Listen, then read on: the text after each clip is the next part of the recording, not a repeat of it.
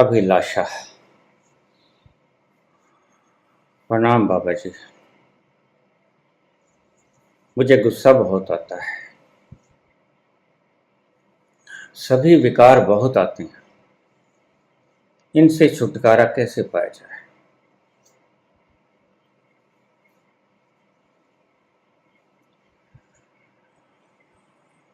गुस्सा बहुत आता है। क्यों? क्योंकि तुम जीवित हो। मृत को गुस्सा नहीं आता।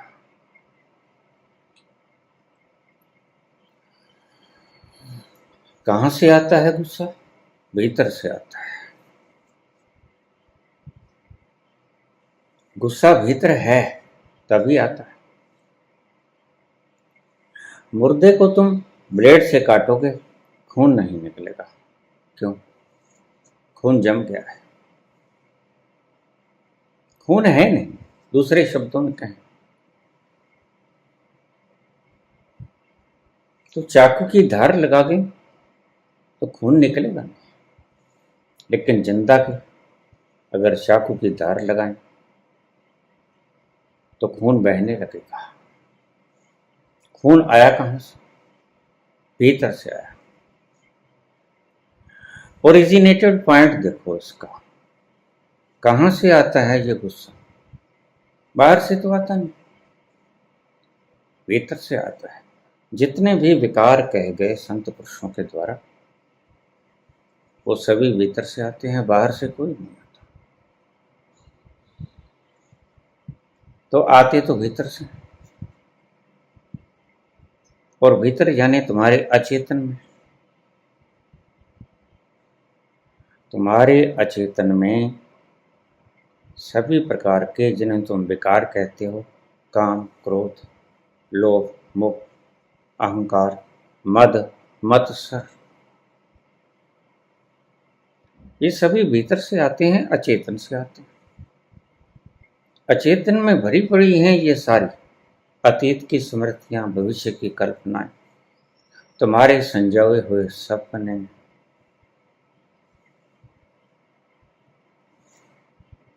ये सब भीतर भरे पड़े हैं। जब गुस्सा आता है, इसका ओरिजिनेटिव पॉइंट देखो, कहां से उठता है गुस्सा? तुम्हारे भीतर से उठता है गुस्सा। भीतर से उठता है तो उसका उपाय क्या है? गुस्सा बहुत आता है भीतर से। अब तुम जानकर हैरान हो। गुस्सा आता है निकलने के लिए। इस शब्द को अगर आप समझ लिए तो आधी मानवता सुखी हो जाएगी। आधी मानवता सुखी हो जाएगी। ध्यान से समझना इन 4 अक्षरों को। गुस्सा आता है भीतर से। क्यों आता है? आता है निकलने के लिए, कैथार्सिस। काम आता है भीतर से। क्रोध, लोभ, मोह, अहंकार आता है भीतर से। क्यों आता है भीतर से? क्योंकि भीतर है। और बाहर निकलने के लिए आता है। तो बाबा क्या करूं मैं? अभिलाषा पूछती है मैं क्या करूं? ये तुम्हें बताया बहुत बार है, पर मनुष्य भूलनहारा है, भूल जाता है।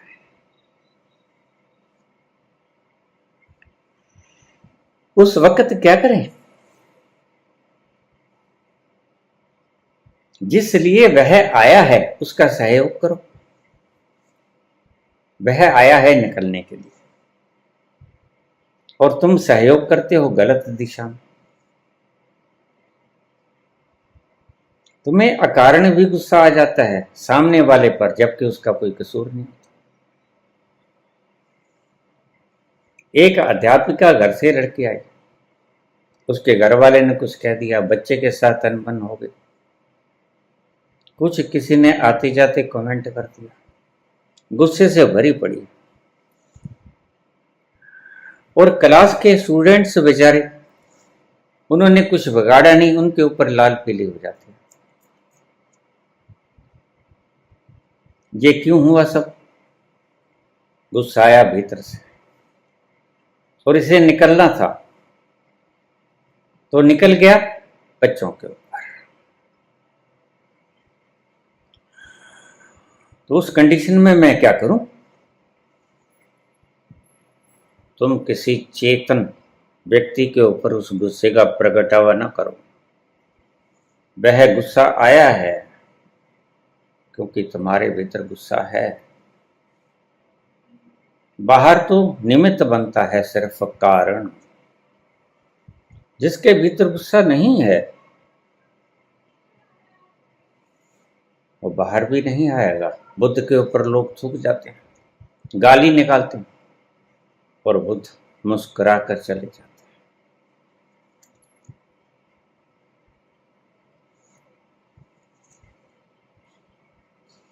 क्यों? बुद्ध को गाली निकाली और तुमको गाली निकाली, दोनों में फर्क क्या है? बुद्ध के भीतर गुस्सा है नहीं, तुम्हारे भीतर गुस्सा है। तो उस वक्त क्या करें?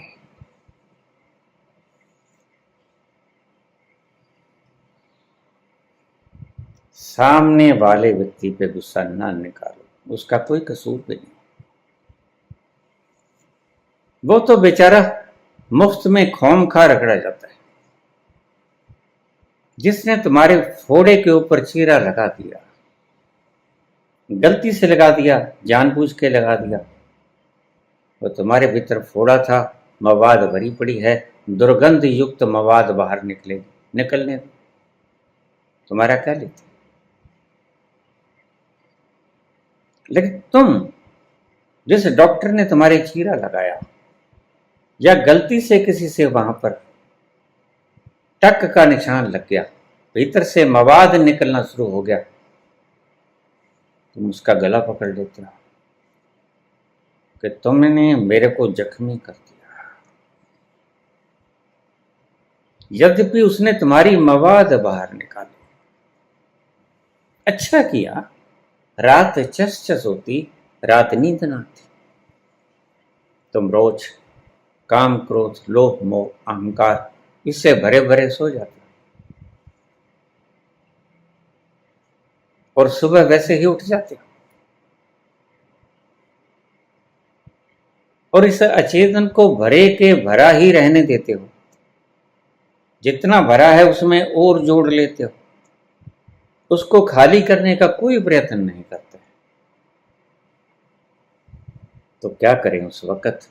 सामने वाले पे गुस्सा मत निकालो, क्योंकि गुस्सा निकलने के लिए ही आया है।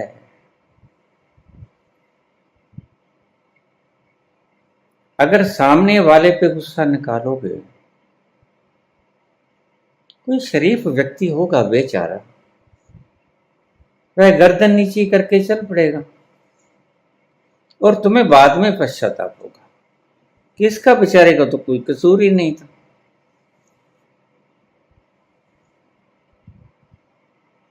और अगर सामने वाला कोई अहंकारी व्यक्ति है, वो फिर दे दनादन हो जाएगा, फिर झगड़ा होगा। तुम उस पर वार करोगे, वो तुम पे वार करेगा। बात कहां तक पहुंच जाए? थाना कचहरी। लोग 20-20 साल तक झगड़ते रहते हैं छोटी छोटी बातों पर। और ये इन छोटी बातों को रोकना उनके हाथ में था।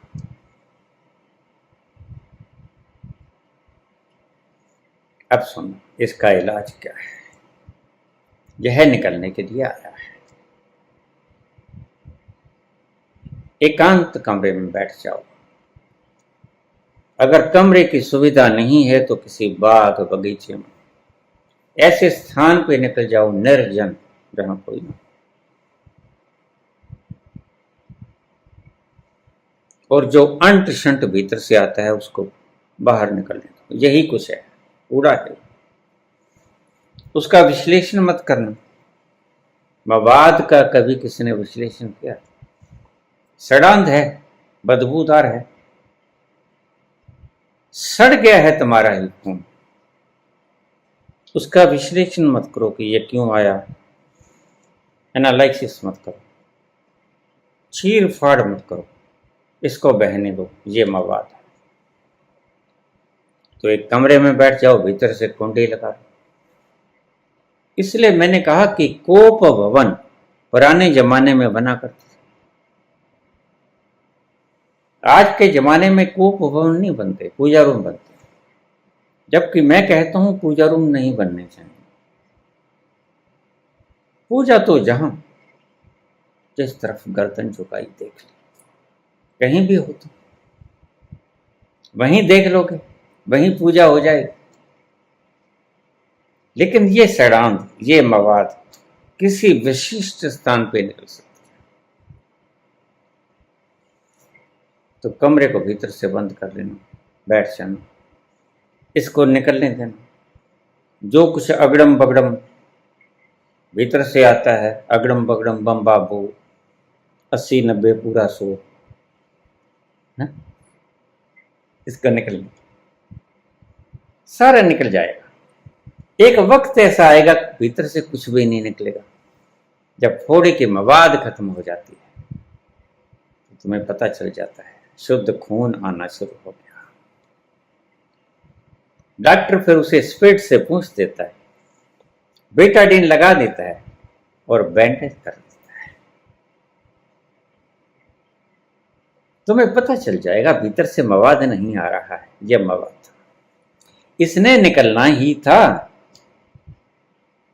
मवाद जो चस चस कर रही थी वह तुम्हें संकेत देती थी कि यह मवाद निकलने के लिए है, कोई उपाय करो। और तुम चीरा लगा लेते हो, बिल्कुल शुभ करते हो। बस ऐसे ही चीरा लगा लो, ये तुम्हारे भीतर से आया है, भीतर से आया है, इसको बाहर निकलने में सहायता करो, इसका सहयोग करो। कमरा बंद कर लो, वहां बैठकर सारा निकलने दो, और तुम पाओगे किस किस के ऊपर गुस्सा है तुम्हारा। तुम देखो, तुम पागल हो जाते हो गुस्से में।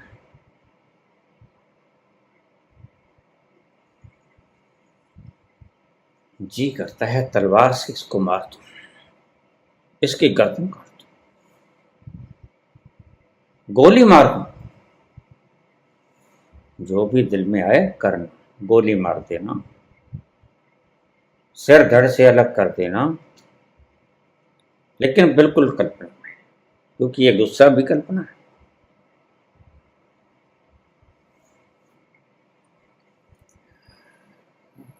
तुम्हारी कोई अस्तित्व नहीं है। आज है, तुम समझे बैठे हो ये भ्रम है। एक दिन तुम अस्तित्वहीन हो जाओगे। आज तुम हो, कल तुम नहीं हो जाओगे। यह है तुम्हारा हश्र, यह है तुम्हारा अंतिम परिणाम। लेकिन फिर भी क्रोध आता है, तो इस मवाद को निकलने में सहायता करो। जैसे डॉक्टर फोड़े को पसीड़ता है कि जितना है मवाद बाहर निकल जाए, सहायता करता है मवाद को बाहर निकलने की। जब मवाद आना रुक जाता है, शुद्ध खून आना शुरू हो जाता है, तो डॉक्टर उसको साफ करता है, बीटाडीन की पट्टी लगाता है और पट्टी कर देता है। तुम भी ऐसा ही करना। कोप भवन इसीलिए बनाए थे। इतने लोग हैं परिवार के, 1000 बातें होती हैं। किसी को कोई बात लड़ गई, किसी को कोई काम लड़ गया, वह कह नहीं सकता, तो कोप भवन में चला जाए। कैकई कोप भवन में चली गई। उसको ऐतराज था कि मेरे बेटे को क्यों नहीं बनाया गया, मेरे बेटे को सिंहासन मिलना चाहिए। और घोषणा हो गई राम के राज्य तिलक की। कोप भवन में जाके बैठ गए, सब चकनाचूर कर दिया, तोड़ फोड़ दिया, गुस्सा निकाल दिया सब। बंद कमरे में ऐसे तुम भी निकाल देना, हो सके जितनी बचत हो उसकी कर लेना, क्योंकि ये बाद में तुम्हें ही न्याय लाना पड़ेगा। तो इसलिए गुस्सा आए, कोई मुक्का, कोई पैर चलाने का ये करे, कोई तलवार, ये कल्पना में ही चला लेना, ज्यादा बढ़िया रहोगे। जैसे रामकृष्ण परमहंस ने कल्पना से ही देवी की गर्दन को उड़ा दिया था, ऐसे ही कल्पना में तुम भी तलवारबाजी कर लेना, गोली गप्टी चला लेना, कोई फर्क नहीं पड़ता। कोई बम हथगोला की एटॉमिक हथियार तुम्हारे पास कल्पना में, होने देना विस्फोट, लगने देना आग। यह सब गुस्सा है। जितना भयंकर गुस्सा तुम्हारे भीतर भरा पड़ा है सारा निकल जाने देना, और तुम पाओगे कितना भयंकर गुस्सा था। अगर वास्तव में ये भयंकर गुस्सा किसी के ऊपर निकल जाता तो तुम आज जेलों की सलाखों के पीछे होते, कितना विनाश हो जाता। विनाश रुक जाएगा, तुम देख लेना, जेलें खाली हो जाएंगी। अगर सभी मानवता ने एक ये प्रयोग करना शुरू कर दिया और इसे एक सहज स्वाभाविक काम समझ लिया, दुर्भाग्य तो ये है कि मानवता ने अभी इनको सहज सौभाग्य समझना शुरू नहीं किया, स्वभाव नहीं समझना शुरू किया। किसी व्यक्ति को पेशाब आता है तो वह उंगली कर देता है, उसके लिए हमने अलग से व्यवस्था कर रखी, वॉशरूम अलग बना रखे हैं, स्नान घर अलग बना रखे हैं, सबको पता है। और जब भी कोई किसी को प्रेशर होता है वह चला जाता है बिन बताए, कोई गलानी महसूस नहीं करता। ऐसे ही जब क्रोध आए वह भी प्रेशराइज्ड है भीतर से, क्रोध आए, काम आए, लोभ आए, मोह आए, अहंकार, तुम कमरे में चले जाओ। ध्यान रखो, कल्पना में निकालना जो कुछ निकालना, काम कल्पना में निकालना, क्रोध, लोभ, मोह, अहंकार कल्पना में निकालना, बंद कमरे में निकालना। तुमने मुझे समझा क्या है? तुम्हें पता नहीं मैं प्राइम मिनिस्टर ऑफ इंडिया हूं। ये किसी आदमी से मत कहना कृपा करके, वह फिर अपनी डेजिग्नेशन बतानी शुरू करते हैं। कृपा करके बंद हवाओं को कहना, बंद कमरे में उनसे बोलना कि तुम मुझे जानते नहीं, वहां गुस्सा निकाल देना जितना भी हो। अगर सारी मानवता इस एक कृत्य को अपना ले, तुम पाओगे कि 20-50 साल के बाद जेलों से मुक्ति हो जाएगी मानवता की, अपराध खत्म हो जाएगा।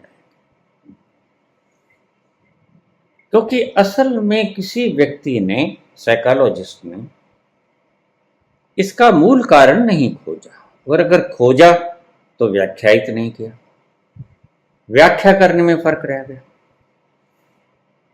जबकि हम ये जानते हैं कि ये एक प्रेशर है। जैसे तुम्हें मलमूत्र का प्रेशर होता है ऐसे ही काम क्रोध लोभ मोह का होता है। और जैसे हम मलमूत्र का विसर्जन, उसके लिए एक अलग से कमरा बना रखा है, ऐसे एक अलग सा कमरा होना चाहिए।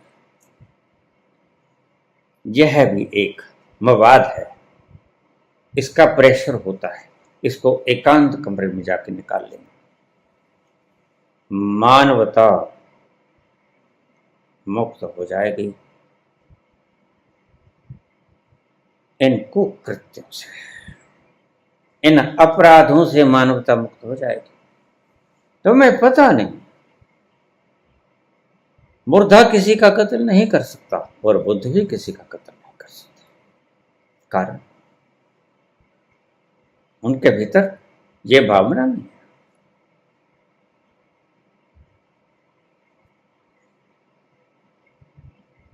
तुम्हारे भीतर भावना है और सिर्फ इसी भावना के कारण तुमने धरती को नरक बना दिया है।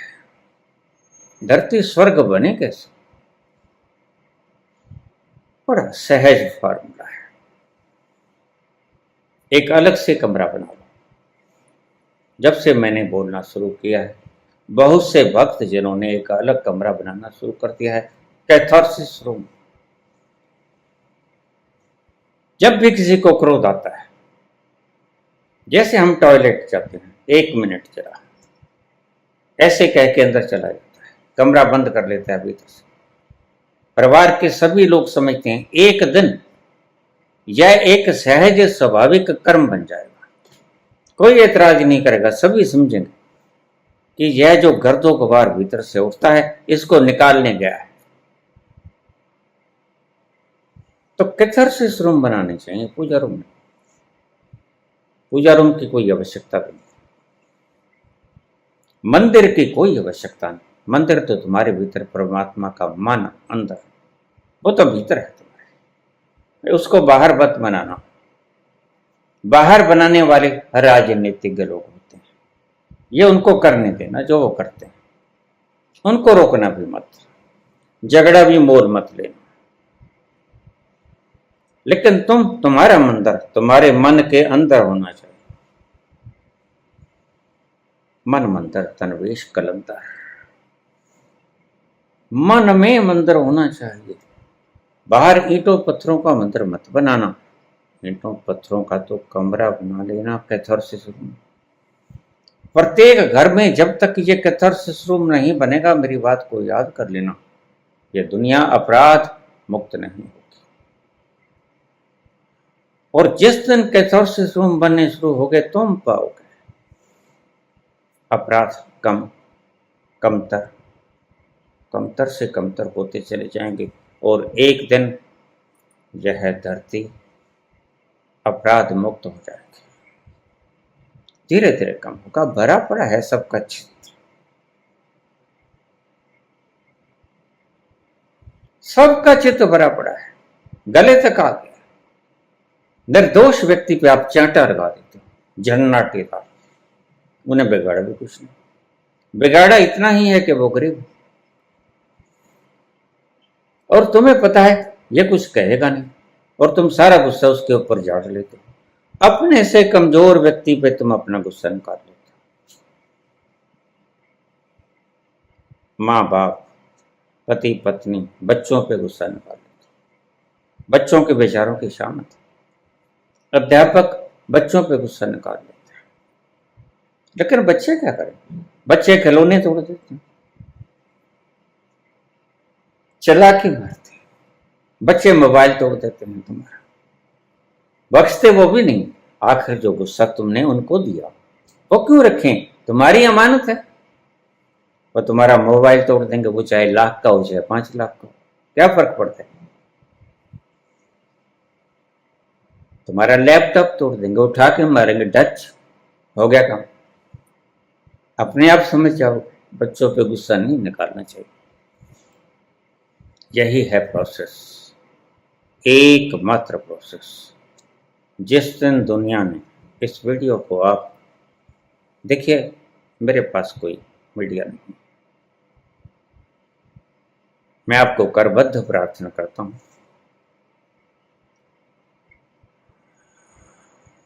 जो भी फार्मूला सहायक हो विश्व के लिए, जनता के लिए, मानवता के लिए, उसके लिए मेरे मैसेंजर बनना है। तुम ही फैलाओगे, कोई इसे करे ना करे उसकी मर्जी। अगर कोई जेलों में सड़ना चाहता है तो उसकी मर्जी, अगर कोई स्वयं को क्रोधित करना चाहता है तो उसकी मर्जी। अगर कोई अपने गालियों का आदान प्रदान करना चाहता है तो उसकी मर्जी। वह तो फिर दूसरों को गाली निकालेगा और आगे दूसरा चार निकाल देगा।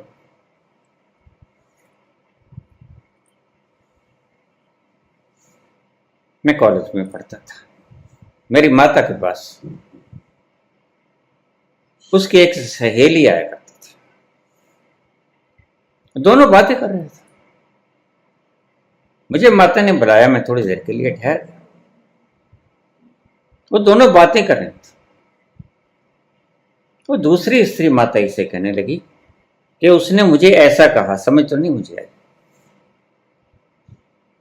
उसने मुझे ऐसा कहा तो मैंने उसे ऐसा कह दिया। मैंने 2 बार कह दिया, उसने फिर मुझे 4 बार कह दिया, तो मैंने उसे 8 बार सुना दिया। मुंह की लपालप। मैंने कहा चाची फिर क्या मोटी हो गई तुम? 8 सुना दिया तुमने, क्या फर्क पड़ गया? फर्क क्या पड़ गया? उसका अहंकार तोड़ दिया मैंने? नहीं टूटा। अगर तुम अहंकार तोड़ने की योग्यता रखती हो तो तुम संत हो।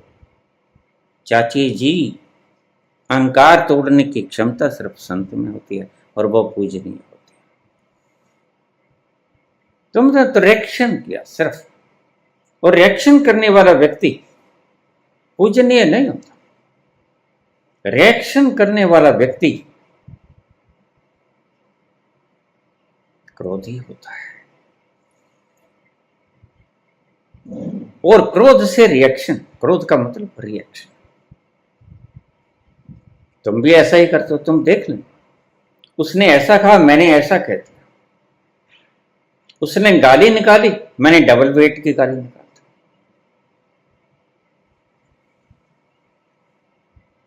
बड़ा शुभ कृत्य किया भाई, इससे ज्यादा शुभ कृत्य तो हो ही नहीं सकता। हम ऐसे अपनी भड़ासे निकालते हैं। सबके अचेतन भरे पड़े, गुब्बारों की तरफ फूले पड़े। ये पेट ही नहीं फूले पड़े, ये अचेतन भी भरे पड़े। इतना भारी है तुम्हारा अचेतन कि तुम्हें कभी कभी लगता है कि ये भार कहां से आया। सब कुछ है लेकिन फिर भी चैन नहीं है। चैन कहां से आएगा जब तुम्हारे अचेतन में भरा पड़ा है इतना गंध, इतना मलबा, सारे विकार भरे पड़े, सारी अतीत की स्मृतियां भरी पड़ी हैं, सब कल्पनाएं भरी पड़ी हैं, इतना कुछ भरा पड़ा है। तो ये भार तुम्हारे अंदर है और यह तुम्हें ही सताएगा। यह रात की नींद जो हराम करता है, यह तुम्हारा भीतर का अचेतन है।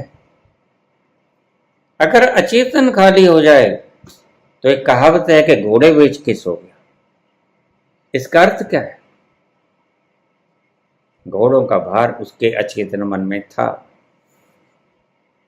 इसको देखना है, इसको पालना है, इसको चारा दाना खिलाना है, इसको नहलाना है और इसको सुरक्षित जगह पे बांध लेना है, कोई रात को इसको चुरा के ना ले जाए। तो घोड़ा बेच दिया और सो गए। इसका मतलब क्या है? अचेतन का भार हल्का कर दिया।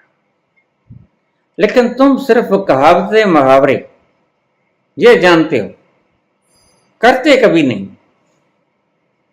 घोड़े बेच के सो जाओ। भीतर के अचेतन को कैथार्सिस करो बाहर। महीने 20 दिन के लिए छुट्टी ले लो, किसी एकांत स्थान पे बैठ जाओ, सारा गर्दों को बाहर निकाल दो। जब तुम वापस आओगे तो पाओगे बड़े सहज स्फूर्त, बड़े सहज, बड़े हल्के हल्के से निर्बोझ, निर्झरा कर दी तुमने सब विकारों का। हल्के हो गए। तुम्हारा मन, अचेतन मन जब तक हल्का नहीं होगा, खाली नहीं होगा, तब तक तुम लाख पुकारे जाओ, हे बंसरी वाले आ जा। क्यों चला गया मुझको छोड़कर, क्यों नहीं आता, आने की जगह नहीं है भाई, भरा पड़ा है अचेतन गंदगी से, और तुमको शर्म नहीं आती, इस गंदगी में बुलाओगे उसको। ये गंदगी को साफ करो, सिंहासन साफ करो, सुंदर बनाओ, सोने से सजा दो, फिर उसको पुकारो, फिर वो आएगा। वो आता है। तुम्हारा मन अचेतन खाली हो तो जगह बनती है और वो आता है, अन्यथा वो नहीं आता। मैंने बहुत बार पहले कहा है, जब तक तुम बिजी होते हो तब तक वो नहीं आता,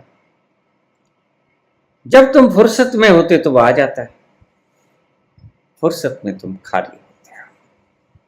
इसका अर्थ इतना ही है, तुम इतने फुर्सत में आ जाओ कि भीतर तुम्हारे गर्दो गुबार तनिक भी ना रहे, सारा धूल धमास कूड़ा बाहर निकल जाए और तुम खाली हो जाओ।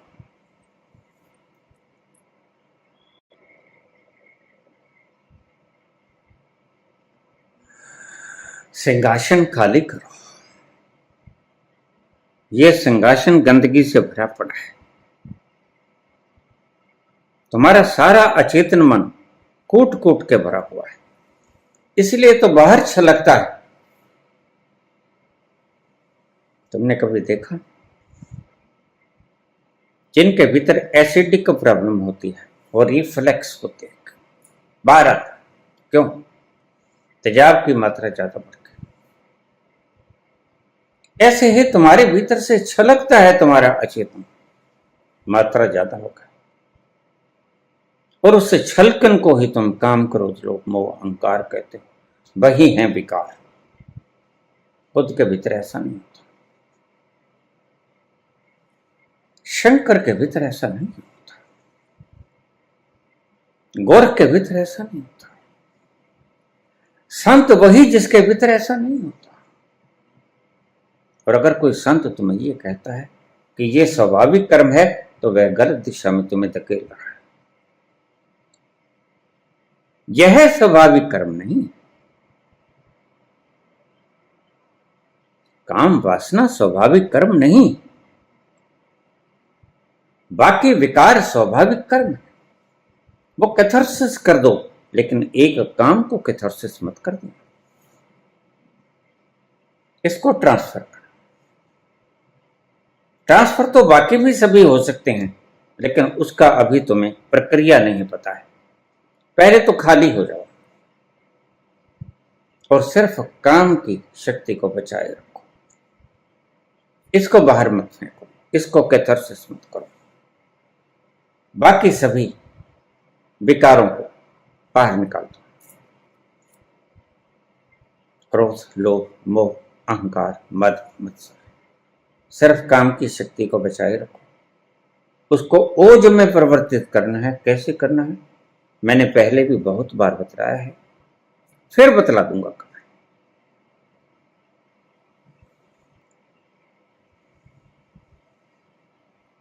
तो पूछा है मुझसे अभिलाषा ने, क्या करें? कैथारसिस करो, ये निकलने के लिए ही आई, इसको बाहर फेंक दो, तुम हल्के हो जाओगे। कितनी दुखद बात है, एक गंदगी को समेटने के लिए तुम सुबृहत आनंद से भरे, खुमारी से भरी उस परमात्मा को तुम छू कर, तुम्हारे लिए यही गंदगी अमूल्य सोना, अमूल्य रतन हीरे जवाहरात है। असली हीरे जवाहरात तुम चूक रहे हो, उसको तुम खो रहे हो, और उसको तुम खोज भी रहे हो। खो रहे हो इसलिए खोज रहे हो।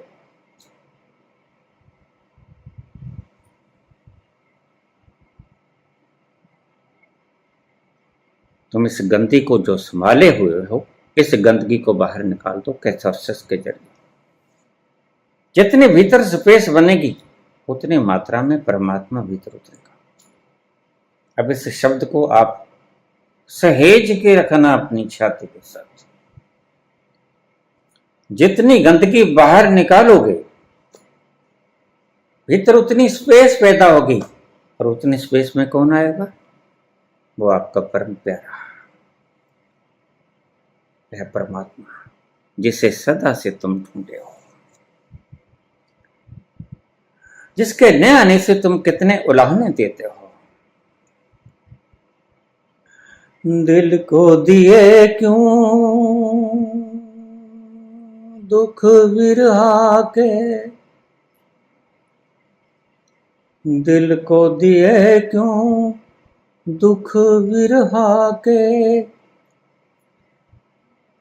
तोड़ दिया क्यों महल बना के, तोड़ दिया क्यों महल बना के, आस दिला के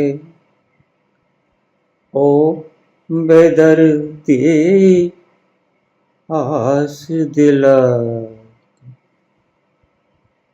ओ बेदर्दी, फिर लिखा है नजरिया, फिर लिखा है नजरिया, मोहे भूल गए सांवरिया, भूल गए सांवरिया। छोड़ो उलाहनों तानों, भीतर का स्पेस खाली करो। आए तो आए कहां? तुमने गटर भर रखा है भीतर, और इस गटर से उसे पुकार रहे हो। ऐसे स्थान में बिठाओगे उस प्रीतम प्यारे को, संकोच ना होगा तुम्हें। नहीं, ये गंदगी को बाहर निकालो। इस अचेतन में उसे आसीन करो परम प्यारे को, जैसे मीरा ने किया।